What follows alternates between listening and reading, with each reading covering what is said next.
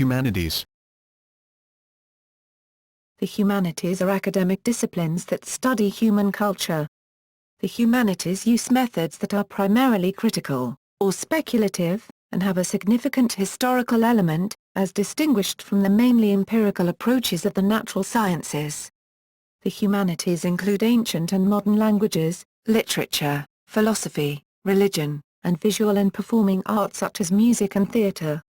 The humanities that are also sometimes regarded as social sciences include history, anthropology, area studies, communication studies, cultural studies, law and linguistics. Scholars in the humanities are humanities scholars, or humanists. The term humanist also describes the philosophical position of humanism, which some anti-humanist scholars in the humanities refuse. The Renaissance scholars and artists were also called humanists. Some secondary schools offer humanities classes, usually consisting of English literature, global studies, and art.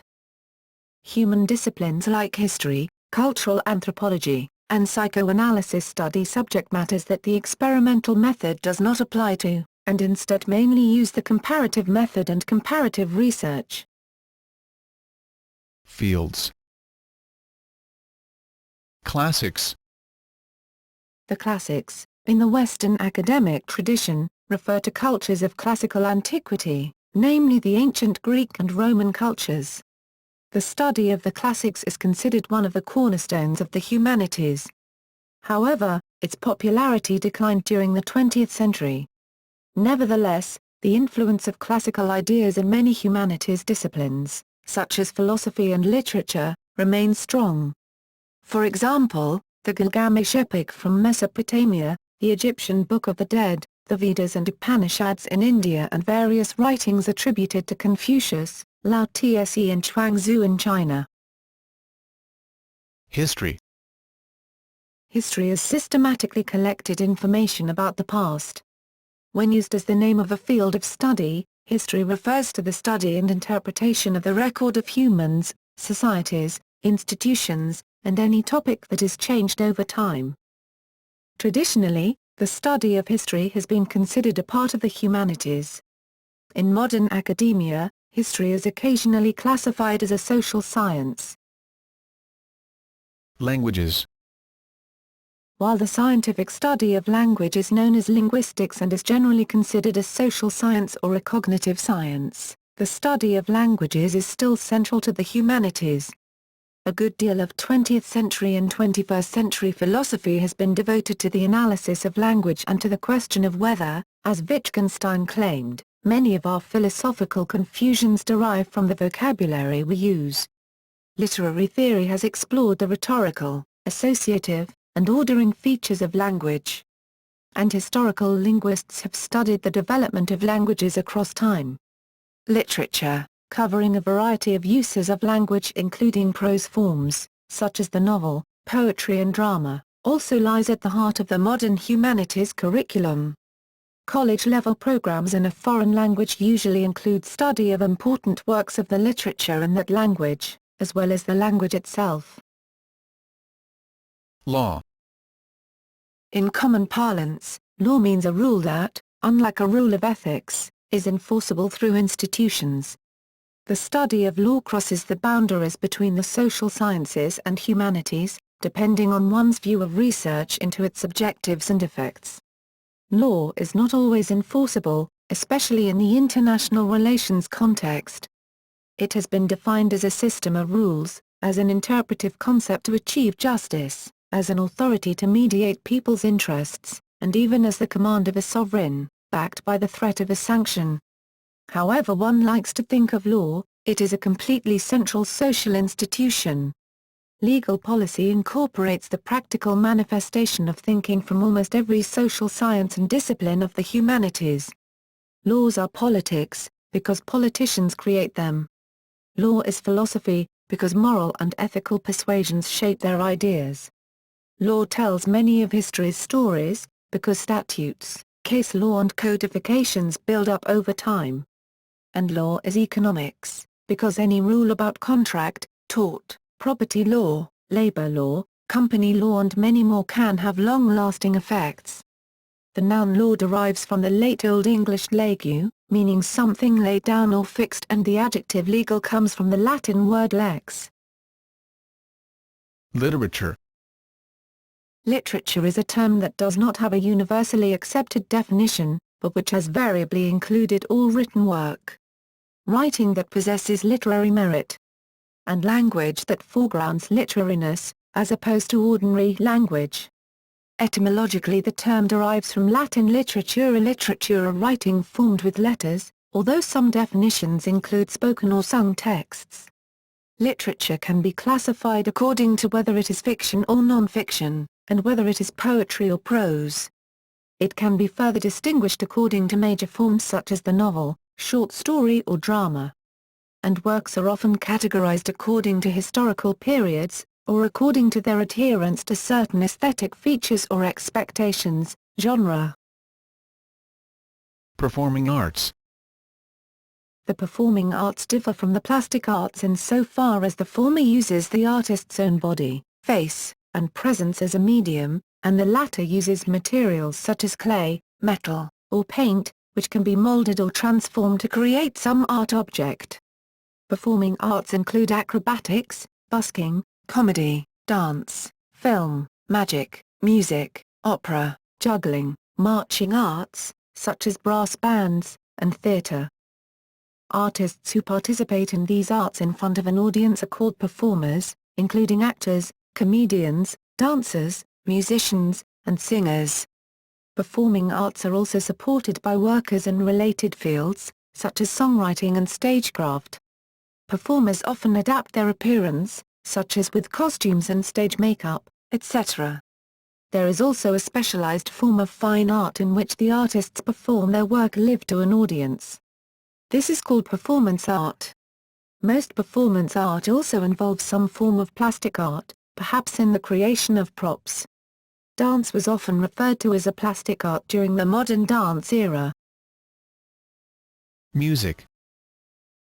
Music as an academic discipline can take a number of different paths, including music performance, music education, training music teachers, musicology, ethnomusicology, music theory and composition.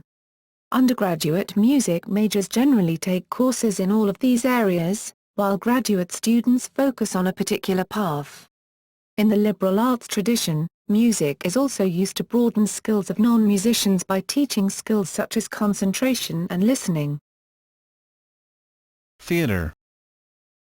Theatre, or theatre, Greek theatron, is the branch of the performing arts concerned with acting out stories in front of an audience using combinations of speech, gesture, music, dance, sound and spectacle, indeed any one or more elements of the other performing arts. In addition to the standard narrative dialogue style, theatre takes such forms as opera, ballet, mime, kabuki, classical Indian dance, Chinese opera, mummers plays, and pantomime. Dance. Dance, from Old French danser, perhaps from Frankish, generally refers to human movement either used as a form of expression or presented in a social, spiritual or performance setting. Dance is also used to describe methods of non-verbal communication, see body language, between humans or animals, bee dance, mating dance, and motion in inanimate objects, the leaves danced in the wind. Choreography is the art of creating dances, and the person who does this is called a choreographer.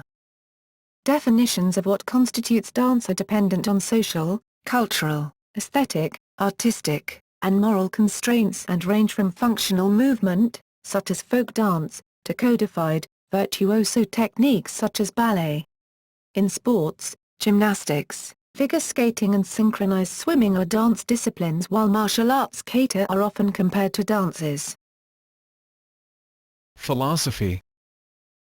Philosophy, etymologically, the love of wisdom, is generally the study of problems concerning matters such as existence, knowledge, justification, truth, justice, right and wrong, beauty, validity, mind, and language. Philosophy is distinguished from other ways of addressing these issues by its critical, generally systematic approach and its reliance on reasoned argument, rather than experiments, experimental philosophy being an exception. Philosophy used to be a very comprehensive term, including what have subsequently become separate disciplines, such as physics. As Immanuel Kant noted, ancient Greek philosophy was divided into three sciences: physics, ethics, and logic. Today, the main fields of philosophy are logic, ethics, metaphysics, and epistemology. Still, it continues to overlap with other disciplines. The field of semantics, for example, brings philosophy into contact with linguistics. Since the early 20th century, philosophy in English-speaking universities has become much more analytic. Analytic philosophy is marked by emphasis on the use of logic and formal methods of reasoning, conceptual analysis, and the use of symbolic and/or mathematical logic, as contrasted with the continental style of philosophy. This method of inquiry is largely indebted to the work of philosophers such as Gottlob Frege, Bertrand Russell, G. E. Moore, and Ludwig Wittgenstein. Religion. New philosophies and religions arose in both East and West, particularly around the 6th century BC. Over time, a great variety of religions developed around the world, with Hinduism, Sikhism, Jainism, and Buddhism in India, Zoroastrianism in Persia being some of the earliest major faiths. In the East, three schools of thought were to dominate Chinese thinking until the modern day. These were Taoism, legalism, and Confucianism. The Confucian tradition, which would attain predominance, looked not to the force of law, but to the power and example of tradition for political morality. In the West, the Greek philosophical tradition, represented by the works of Plato and Aristotle, was diffused throughout Europe and the Middle East by the conquests of Alexander of Macedon in the 4th century BC. Abrahamic religions are those religions deriving from a common ancient Semitic tradition and traced by their adherents to Abraham, circa 1900 BCE, a patriarch whose life is narrated in the Hebrew Bible Old Testament, where he is described as a prophet, Genesis 27, and in the Quran, where he also appears as a prophet. This forms a large group of related largely monotheistic religions, generally held to include Judaism, Christianity, and Islam, and comprises over half of the world's religious adherents. Visual arts. History of visual arts. The great traditions in art have a foundation in the art of one of the ancient civilizations, such as ancient Japan, Greece and Rome, China, India, Mesopotamia and Mesoamerica. Ancient Greek art saw a veneration of the human physical form and the development of equivalent skills to show musculature, poise, beauty and anatomically correct proportions. Ancient Roman art depicted gods as idealized humans, shown with characteristic distinguishing features, for example, Zeus' thunderbolt. In Byzantine and Gothic art of the Middle Ages, the dominance of the Church insisted on the expression of biblical and not material truths. The Renaissance saw the return to valuation of the material world, and this shift is reflected in art forms, which show the corporeality of the human body, and the three-dimensional reality of landscape. Eastern art has generally worked in a style akin to Western medieval art, namely a concentration on surface patterning and local color, meaning the plain color of an object, such as basic red for a red robe, rather than the modulations of that color brought about by light, shade and reflection. A characteristic of this style is that the local color is often defined by an outline. A contemporary equivalent is the cartoon. This is evident in, for example, the art of India, Tibet and Japan. Religious Islamic art forbids iconography, and expresses religious ideas through geometry instead. A physical and rational certainties depicted by the 19th century Enlightenment were shattered not only by new discoveries of relativity by Einstein and of unseen psychology by Freud, but also by unprecedented technological development. Increasing global interaction during this time saw an equivalent influence of other cultures into Western art. Media types. Drawing. Drawing is a means of making a picture, using any of a wide variety of tools and techniques. It generally involves making marks on a surface by applying pressure from a tool, or moving a tool across a surface. Common tools are graphite pencils, pen and ink, inked brushes, wax color pencils, crayons, charcoals, pastels, and markers.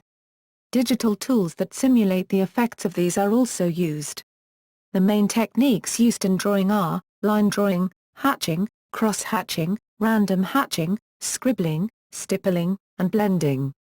An artist who excels in drawing is referred to as a draftsman or draftsman. Painting.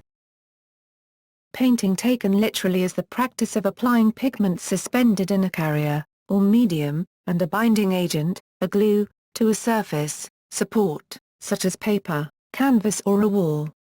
However, when used in an artistic sense it means the use of this activity in combination with drawing, composition and other aesthetic considerations in order to manifest the expressive and conceptual intention of the practitioner. Painting is also used to express spiritual motifs and ideas. Sites of this kind of painting range from artwork depicting mythological figures on pottery to the Sistine Chapel to the human body itself. Color is highly subjective, but has observable psychological effects, although these can differ from one culture to the next. Black is associated with mourning in the West, but elsewhere white may be. Some painters, theoreticians, writers and scientists, including Goethe, Kandinsky, Isaac Newton, have written their own color theories. Moreover, the use of language is only a generalization for a color equivalent. The word red, for example, can cover a wide range of variations on the pure red of the spectrum. There is not a formalized register of different colors in the way that there is agreement on different notes in music, such as C or C in music, although the Pantone system is widely used in the printing and design industry for this purpose. Modern artists have extended the practice of painting considerably to include, for example, collage. This began with Cubism and is not painting in strict sense. Some modern painters incorporate different materials such as sand, cement, straw or wood for their texture. Examples of this are the works of Anselm Kiefer. Modern and contemporary art has moved away from the historic value of craft in favor of concept. This has led some to say that painting, as a serious art form, is dead, although this has not deterred the majority of artists from continuing to practice it either as whole or part of their work. Origin of the term. The word humanities is derived from the Renaissance Latin expression studia humanitatis, or study of humanities, a classical Latin word meaning, in addition to humanity, culture, refinement, education, and, specifically, an education befitting a cultivated man. In its usage in the early 15th century, the studia humanitatis was a course of studies that consisted of grammar, poetry, rhetoric, history, and moral philosophy, primarily derived from the study of Latin and Greek classics. The word humanitas also gave rise to the Renaissance Italian neologism humanisti, whence humanist, Renaissance humanism. History. In the West, the study of the humanities can be traced to ancient Greece, as the basis of a broad education for citizens. During Roman times, the concept of the seven liberal arts evolved, involving grammar, rhetoric and logic, the trivium, along with arithmetic, geometry, astronomy and music, the quadrivium. These subjects formed the bulk of medieval education, with the emphasis being on the humanities as skills or ways of doing. A major shift occurred with the Renaissance humanism of the 15th century, when the humanities began to be regarded as subjects to study rather than practice, with a corresponding shift away from traditional fields into areas such as literature and history. In the 20th century, this view was in turn challenged by the postmodernist movement, which sought to redefine the humanities in more egalitarian terms suitable for a democratic society. Today. In the United States. The Humanities Indicators. The Humanities Indicators, unveiled in 2009 by the American Academy of Arts and Sciences, are the first comprehensive compilation of data about the humanities in the United States, providing scholars, policymakers and the public with detailed information on humanities education from primary to higher education, the humanities workforce, humanities funding and research, and public humanities activities. Modeled after the National Science Board's Science and Engineering Indicators, the Humanities Indicators are a source of reliable benchmarks to guide analysis of the state of the humanities in the United States. If the STEM crisis is a myth, statements about a crisis in the humanities are also misleading and ignore data of the sort collected by the Humanities Indicators. The humanities in American life. The 1980 United States Rockefeller Commission on the Humanities described the humanities in its report, The Humanities in American Life. In liberal arts education. The Commission on the Humanities and Social Sciences 2013 report The Heart of the Matter supports the notion of a broad liberal arts education, which includes study in disciplines from the natural sciences to the arts as well as the humanities. Many colleges provide such an education. Some require it. The University of Chicago and Columbia University were among the first schools to require an extensive core curriculum in philosophy, literature, and the arts for all students. Other colleges with nationally recognized, mandatory programs in the liberal arts are St. John's College, St. Anselm College and Providence College. Prominent proponents of liberal arts in the United States have included Mortimer J. Adler and E. D. Hirsch, Jr. In the digital age. Researchers in the humanities have developed numerous large and small-scale digital corpora, such as digitized collections of historical texts, along with the digital tools and methods to analyze them. Their aim is both to uncover new knowledge about corpora and to visualize research data in new and revealing ways. Much of this activity occurs in a field called the digital humanities. Philosophical history. Citizenship and self-reflection. Since the late 19th century, a central justification for the humanities has been that it aids and encourages self-reflection, a self-reflection that, in turn, helps develop personal consciousness or an active sense of civic duty. Wilhelm Dilly and Hans-Georg Adamus entered the humanities attempt to distinguish itself from the natural sciences in humankind's urge to understand its own experiences. This understanding, they claimed, ties like-minded people from similar cultural backgrounds together and provides a sense of cultural continuity with the philosophical past. Scholars in the late 20th and early 21st centuries extended that narrative imagination to the ability to understand the records of lived experiences outside of one's own individual social and cultural context. Through that narrative imagination, it is claimed, humanities scholars and students develop a conscience more suited to the multicultural world we live in. That conscience might take the form of a passive one that allows more effective self-reflection or extend into active empathy that facilitates the dispensation of civic duties a responsible world citizen must engage in.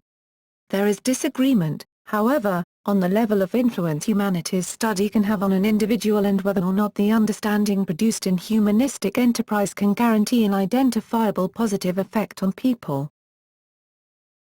Truth and meaning. The divide between humanistic study and natural sciences informs arguments of meaning in humanities as well. What distinguishes the humanities from the natural sciences is not a certain subject matter, but rather the mode of approach to any question. Humanities focuses on understanding meaning, purpose, and goals and furthers the appreciation of singular historical and social phenomena, an interpretive method of finding truth, rather than explaining the causality of events or uncovering the truth of the natural world. Apart from its societal application, narrative imagination is an important tool in the reproduction of understood meaning in history, culture and literature. Imagination, as part of the toolkit of artists or scholars, helps create meaning that invokes a response from an audience. Since a humanities scholar is always within the nexus of lived experiences, no absolute knowledge is theoretically possible.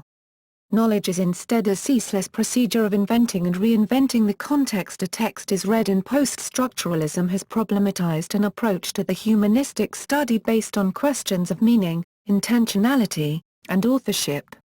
In the wake of the death of the author proclaimed by Roland Barthes, Various theoretical currents such as deconstruction and discourse analysis seek to expose the ideologies and rhetoric operative in producing both the purportedly meaningful objects and the hermeneutic subjects of humanistic study. This exposure has opened up the interpretive structures of the humanities to criticism. Humanities scholarship is unscientific, and therefore unfit for inclusion in modern university curricula because of the very nature of its changing contextual meaning. Pleasure, the pursuit of knowledge and scholarship. Some, like Stanley Fish, have claimed that the humanities can defend themselves best by refusing to make any claims of utility. Fish may well be thinking primarily of literary study, rather than history and philosophy.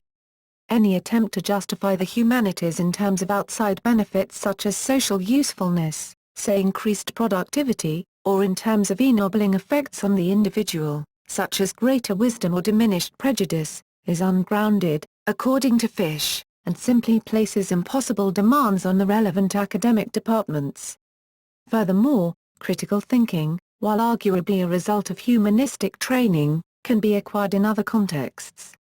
And the humanities do not even provide any more the kind of social cachet, what sociologists sometimes call cultural capital, that was helpful to succeed in Western society before the age of mass education following World War II. Instead, scholars like Fish suggest that the humanities offer a unique kind of pleasure, a pleasure based on the common pursuit of knowledge, even if it is only disciplinary knowledge.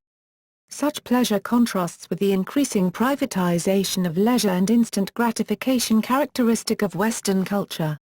It thus meets Jurgen Habermas's requirements for the disregard of social status and rational problematization of previously unquestioned areas necessary for an endeavor which takes place in the bourgeois public sphere.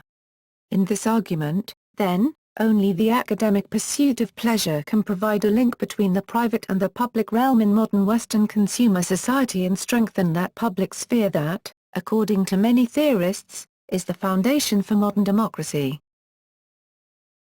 Romanticization and rejection.